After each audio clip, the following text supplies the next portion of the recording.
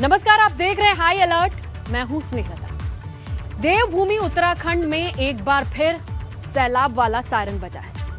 पहाड़ों और नदियों में पैदा हो रही हलचल किसी अनहोनी की ओर इशारा कर रही है। पश्चिमी राज्यों के समुद्री तटों से ताउते तूफान टकराया और उसकी आहट पहाड़ों पर दिखाई देती है। उत्तराखंड से जो तस्वीरें सामने आई हैं, वो कुदरत के हाई अलर्ट से कम नहीं। तो विनाशकारी ताउते तूफान के चलते उत्तराखंड में कई जगहों पर पहाड़ खिसकने लगे। ग्लेशियर के टूटने से नदियों की हलचल तेज है। ये राज्य कई आपदाओं का गवाह रहा है। ऐसे में एक बार फिर सैलाब के सायरन से मानो लोग डर गए हैं, वो अलर्ट हैं। ये तस्वीरें देखिए और सोचिए, संकट के इस काल में अगर सैलाब आ गया तो क्या अंजाम होगा। उत्तराखंड में फिर से कुदरत का हाई अलर्ट। 2 बजे बाद जो है बारिश ने जो है लोगों को जीना मुश्किल कर दिया। 2-3 दिन से हो रही है। ये तो जो ये चक्रवाती तूफान चल रहा है उसके कारण है। ये आसमान से उतरता प्रलय वाला पानी, पहाड़ों से टूटते बर्बादी के पत्थर। जनपद में अन्य मार्ग सुचारू हैं और अभी जैसे बारिश हो रही है तो समझ के वो निर्देशित किया गया कि वो अलर्ट है। देवभूमि के लिए फिर प्रकृति बनी दुश्मन। मकानों पर प्रहार, चारों तरफ हाहाकार। पहाड़ों वाले प्रदेश में कुदरत का तांडव। नदियों में उफान, हे भगवान।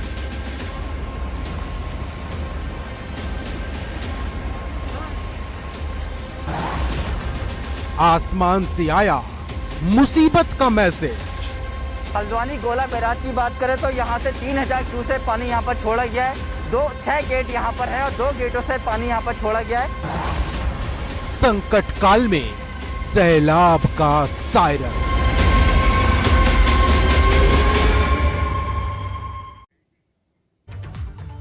तो आपदा की अनहोनी का अंदेशा उत्तराखंड वालों को फिर से बेचैन कर रहा है। लगातार बारिश ने मुश्किलों को कई गुना बढ़ा दिया है।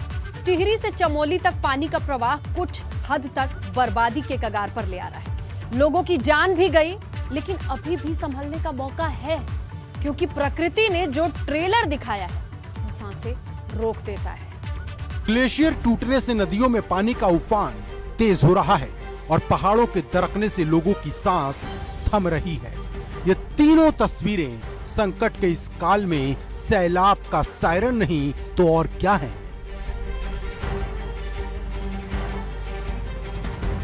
2-3 दिन से हो रही है। ये तो जो ये चक्रवाती तूफान चल रहा है उसके कारण है। ये पश्चिमी राज्यों में ताउते तूफान आया और पहाड़ों को भी हिलाकर चला गया। उत्तरकाशी में करीब 45 घंटे तक झमाझम बारिश हुई। पिघलते ग्लेशियर लोगों में दहशत बढ़ाते रहे।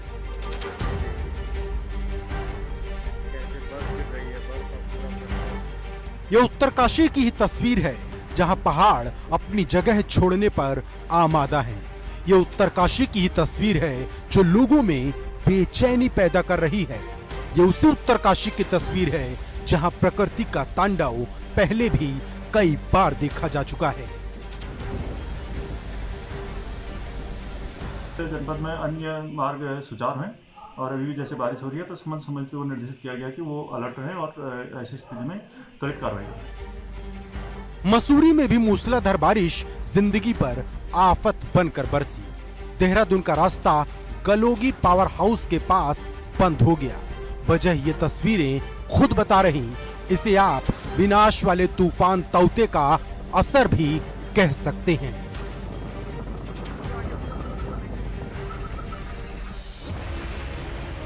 इस भूस्खलन के चलते रास्ता बंद हो गया, लेकिन किसी तरह लोगों ने पत्थर को हटाकर एम्बुलेंस को निकाला।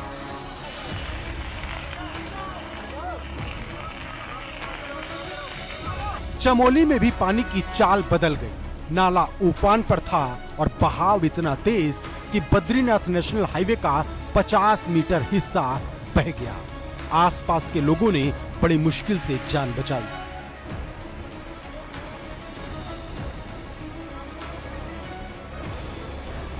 पहाड़ से सड़क पर उतरे पत्थरों की यह तस्वीर बड़कोट की है। खनेड़ा स्लिप जोन में भूस्खलन से बड़े बड़े बोल्डर जमीन पर आ गए। आसपास के घरों पर मुसीबत के बादल अभी भी मंडरा रहे। लोगों की आवाज बताती है कि मंजर कितना खौफनाक था।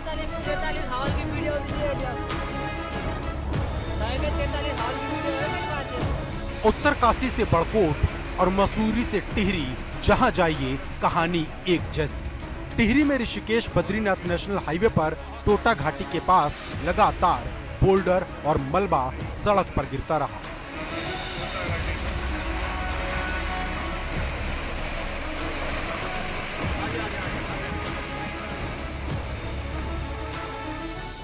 बोल्डर और मलबा आने के चलते ऋषिकेश बद्रीनाथ नेशनल हाईवे और चंबा धरासू नेशनल हाईवे भी बंद हो गया। मुसीबत के समाधान के लिए जेसीबी लाई गई, लेकिन उससे भी परेशानी बहुत ज्यादा कम नहीं हुई। हमारे जनपद में NH 58 ऋषिकेश से श्रीनगर अभी जो है टोटा घाटी और कौड़ियाला के पास भारी मलबा आने से अवरुद्ध है। यहाँ पर लगातार मशीनरी काम कर रही है, लेकिन निरंतर हो रही बरसात और ऊपर से बोल्डर गिर रहे हैं, जिससे मार्ग को खोलने में दिक्कतें आ रही हैं। कहीं नाला उफान पर था तो कहीं नदियां सब कुछ बर्बाद करने पर आमादा। चमोली में बद्रीनाथ हाईवे पर हनुमान चट्टी के पास बेनाकुली से ये वीडियो सामने आया, जो लोगों को हाई अलर्ट कर रहा। ये तबाही आसमान से उतरी है और जोशीमठ की ये तस्वीर इसकी गवाही देती है। भारी बारिश के चलते बद्रीनाथ में आर्मी हेलीपैड के पास नाले के ऊपर ग्लेशियर खिसक गया। नाले में बर्फ खिसकती हुई नजर आई और नदी उफान पर आ गई। गनीमत रही कि ये संकट सड़क तक नहीं पहुंचा और ऊपर ही अटक गया। कैसे बर्फ गिर रही है, बर्फ पूरा फटा हुआ।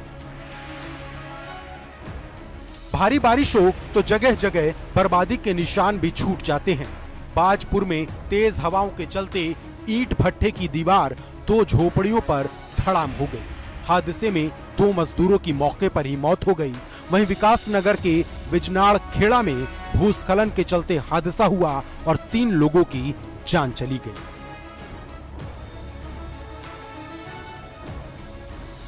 लगातार घंटों हुई बारिश ने लोगों की जिंदगी ठप कर दी। वहीं हल्द्वानी में गोला नदी का स्तर बढ़ चुका है, जिसके चलते गोला बैराज से 3000 क्यूसेक पानी छोड़ा गया। दिक्कत यह है कि भविष्य में मुसीबत का अलर्ट है। पहाड़ों में 2 दिन से लगातार हो रही बारिश से हल्द्वानी की गोला नदी का जलस्तर लगातार बढ़ता जा रहा है। और इस समय दिखा दूं कि हल्द्वानी की जो गोला नदी है ये अपने उफान पर है। लगातार यहाँ पर हो रही बारिश से इसका जलस्तर बढ़ रहा है। और हल्द्वानी गोला बैराज की बात करें तो यहाँ से 3000 क्यूसेक पानी यहाँ पर छोड़ा गया है। 6 गेट यहाँ पर है और 2 गेटों से पानी यहाँ पर छोड़ा गया है। अधिकारियों के मुताबिक अगर लगातार बारिश चलती रही तो आने वाले समय में और पानी यहाँ पर छोड़ा जा सकता है। वहीं प्रशासन की बात करें तो प्रशासन ने यहाँ पर इसके समीप जो लोग रह रहे हैं उनको अलर्ट कर दिया है और लालकुआ के क्षेत्र के लोगों को भी यहाँ पर अलर्ट कर रखा है, क्योंकि जो गोला बैराज का पानी है वो लालकुआ क्षेत्र को भी जाता है। इसलिए प्रशासन पूरी तरह से अलर्ट है। प्रशासन ने साफ तौर पर कह रखा है कि जो लोग वहाँ पर रह रहे हैं उनको दूसरी जगह चले जाएं और प्रशासन अपने ओर से भी लोगों को दूसरी जगह ले जा रहा है। फिलहाल बात करें जो लगातार बारिश हो रही है उसका असर अब गोला नदी में भी देखने को मिल रहा है। और लगातार जो बारिश हो रही है आप देख सकते हैं कि अब बारिश भी लगातार बढ़ते जा रही है। और जिस तरह से अगर ये बारिश कंटिन्यू रही तो ये बताया जा रहा है कि और ज़्यादा पानी यहाँ गोला बैराज से छोड़ा जाएगा। ताउते तूफान के चलते उत्तराखंड के कई जिलों में मौसम बदल गया है। यमुना घाटी के निचले और ऊंचाई वाले इलाकों में लगातार बारिश हुई और तापमान 19 डिग्री सेल्सियस तक पहुंच गया। देहरादून में भी तेज रफ्तार से हवाएं चली और मौसम सुहाना हुआ। वहीं कर्णप्रयाग में भी बरसात के चलते तापमान में गिरावट दर्ज की गई, जबकि केदारनाथ धाम सहित रुद्रप्रयाग जिले में 2 दिन तक बारिश ने मौसम का मिजाज बिल्कुल बदल दिया। केदारनाथ धाम में पुनर्निर्माण कार्य भी प्रभावित हो गया। मौसम विभाग ने 9 जिलों में भारी बारिश का अलर्ट पहले ही जारी कर दिया था, लेकिन मुसीबत यह है कि 23 तारीख तक कुछ भी हो सकता है। Bureau report, ABP Ganga. Break के बाद अब बात कर लेते हैं साल 2020 में लोगों ने सामान्य कोरोना से जंग लड़ी। साल 2021 आया, तो दूसरी लहर मानो मुसीबत का कहर। सवाल ये है कि क्या साल 2022 अपने साथ कुछ नया खौफ लेकर आएगा? क्या इसके संकेत अभी मिलने शुरू हो गए हैं? एक तरफ जहां ब्लैक फंगस के मामलों में तेजी आई है, तो दूसरी तरफ मासूमों की मुस्कान पर कोरोना का अटैक या उसका साया दिख तो रहा है। ये रिपोर्ट देखिए। कोरोना की जिस तीसरी लहर का डर लोगों को बेचैन कर रहा है, वो बेहद खतरनाक है। डर इस बात का है कि कहीं महामारी का तीसरा एपिसोड मासूमों की मुस्कान पर आफत ना बन जाए। कोरोना की तीसरी लहर का ट्रेलर दूसरी लहर में भी देखने को मिला है। रुद्रप्रयाग से ऐसे आंकड़े सामने आए जो किसी को भी परेशान कर सकते हैं। दरअसल रुद्रप्रयाग में अब तक 274 बच्चे कोरोना संक्रमित पाए गए हैं। हालांकि अच्छी बात यह है कि 172 बच्चे ठीक हो चुके हैं और 71 बच्चे होम आइसोलेट हैं। इन बच्चों की उम्र 1 से लेकर 14 साल तक की है, लेकिन अभी भी कई बच्चे ऐसे हैं जो बुखार से पीड़ित हैं। वर्तमान में जनपद में जो है 274 बच्चे संक्रमित हुए हैं, जिसमें से 71 बच्चे भी एक्टिव केस में है और सभी आइसोलेशन में है, होम आइसोलेशन में सभी सही हैं। 2.5 लाख की आबादी वाले रुद्रप्रयाग में अब तक कोरोना के 7,000 से ज्यादा मामले दर्ज हो चुके हैं, जिनमें से 250 से ज्यादा वो बच्चे हैं जिनकी उम्र 14 साल से कम है। जिला चिकित्सालय और पीएचसी, सीएचसी के अलावा निजी अस्पतालों में हर रोज बीमार बच्चों के पहुंचने का सिलसिला जारी है। हालांकि विभाग लगातार मॉनिटरिंग का दावा कर रहा। निगरानी यह है कि उनको बाकायदा उनके फैमिली जहाँ पे जो ब्लॉक वाइज वो है, ब्लॉक की मॉनिटरिंग टीम द्वारा उनसे संपर्क, उनके माता पिता से संपर्क किया जा रहा है। स्थिति कि उनको कोई बुखार, कोई गले में खराश, सांस लेने में कोई दिक्कत, इस तरह की जो कोरोना के लक्षण है वो इस टाइप का कोई सिम्टम्स उनमें आ तो नहीं रहा है। बहरूपिया कोरोना आंखों पर कर रहा प्रहार। कोरोना की काली परछाई, आंखों पर मुसीबत आई। पहले सामान्य कोरोना, फिर बच्चों की टेंशन और उसके बाद ब्लैक फंगस। बहरूपिया कोरोना एक एक कर कई अटैक कर रहा है। यूपी के मुरादाबाद में लगातार ब्लैक फंगस के मामले मिल रहे हैं, जिससे डॉक्टर भी परेशान हैं। डॉक्टर्स मान रहे हैं कि जो लोग कोरोना के चलते ज्यादा वक्त तक ऑक्सीजन सपोर्ट पर रहते हैं, उनमें ये लक्षण मिल रहे। हालांकि डॉक्टर्स को पूरा भरोसा है कि वो इस जंग को भी जीत लेंगे।